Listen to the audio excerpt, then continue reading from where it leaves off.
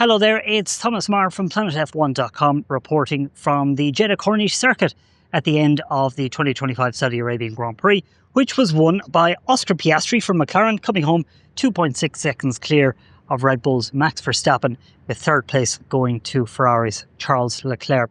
With this win, his third of the season, Piastri moves into the championship lead. He's on 99 points, Lando Norris on 89 points, so 10 points behind, with Max Verstappen a further 2 points behind. He's on 87 points. What did you think of turn one? That was an interesting start to the race, wasn't it? Piastri getting the jump on Max Verstappen off the line, getting alongside the Red Bull into turn one, and then it's kind of up for interpretation, isn't it? It's Max tried to brazen it out around the outside to then take the inside line for turn two. Piastri, he was wise to it, ran the Red Bull out of room. But should he have left more room for Verstappen? Red Bull, they certainly think that he should have. They said they felt the penalty was harsh for Verstappen. And Christian Horner, when he was speaking to the media after the race, he brought down a screenshot showing an onboard still from Verstappen's car alongside Piastri, showing that he'd been marginally ahead of Piastri at that exact moment in time. He said that they're not going to lodge a right to review, but they are going to be having discussions with the FIA stewards, simply because they said they felt that the penalty for Verstappen was harsh.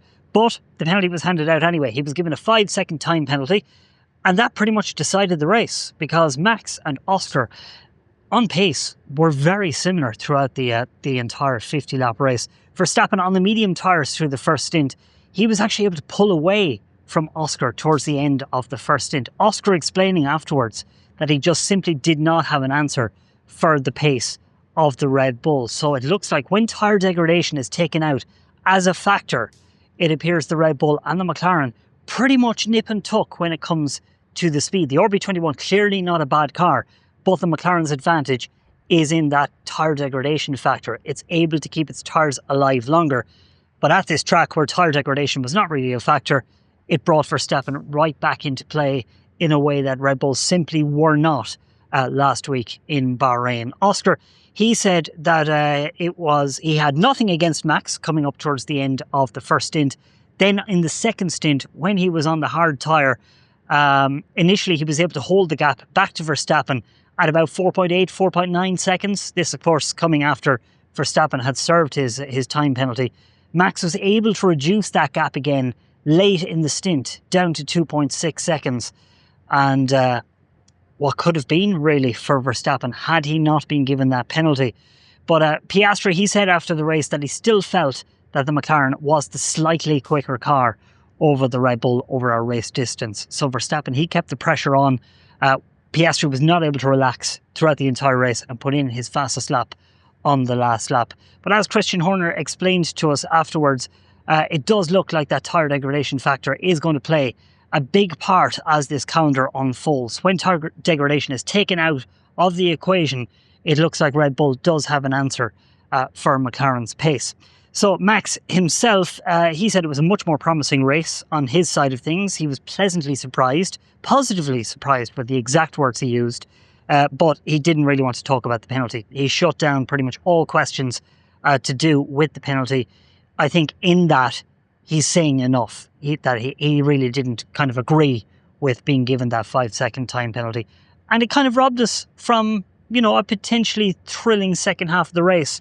But it still was quite tense, trying to see whether Verstappen could claw back the gap on Piastri. Christian Horner, he explained to us after the race that the reason Red Bull did not decide to instruct Verstappen to give back the place to Piastri at the start and minimise the chances of being given a penalty for that cutting across the track and gaining a lasting advantage against Piastri was simply because they feared, running in the dirty air, exposing themselves to more risk from Mercedes' George Russell behind them. So they decided to push on in the lead, try to open up the gap, and then serve the penalty at the first pit stops. So that was the logic there.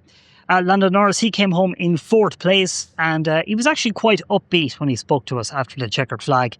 I think it was a good recovery drive from Lando, showed plenty of pace, but he said he's just paying the price for mistakes. He's making life too hard for himself on Saturdays, but responding quite well on the Sundays. So it's going to be quite interesting to see whether he can get a handle on what Andrea Stella described to us last night as being episodes behind the wheel of the McLaren. When the McLaren is being pushed to absolute 100% of its potential, Lando is having these moments of unpredictability, more so than Oscar is. And that's why these incidents are happening in qualifying. But let's wrap up by talking about Ferrari, because Charles Leclerc, he finished a very commendable third place. But a pit stop's duration behind was Lewis Hamilton on the same strategy. And he's pretty open about the fact that things just are not gelling for him at the moment. And he said after the race that the season could be like this. The SF25 and himself just not clicking for him. And of course, he's moved from Mercedes, where the cars developed by Brackley over the last 10 years, 10 plus years, have been an extension of himself. This Ferrari is not an extension of Lewis Hamilton in the way that it is for, say, Charles Leclerc. It's unsurprising that Lewis is being bested by Leclerc at this point, but the extent to which it's happening does seem to be shocking Lewis to a certain extent. And he's pretty open about the fact that it's all him. It's something he's going to have to come to terms with and figure out as this season progresses. And I think that's going to be one of the key storylines when action resumes in 2 weeks' time in Miami. PlanetF1.com will be on the ground again in Miami. Elizabeth Blackstock will be at the circuit for us throughout that weekend. But between now and Miami, trying to take a little bit of a breather. We've had 5 races in 6 weeks, but the championship complexion slowly but surely starting to take shape. As I said, Piastri now the new championship leader by 10 points over Norris, but Verstappen still very much hanging on in there. And I think it's going to be a very interesting development race between McLaren and Red Bull. All, of course, with an eye to that crossover point for next year and 2026. Stay tuned to planetf1.com for all the race reaction throughout the week, and of course right across our social media channels.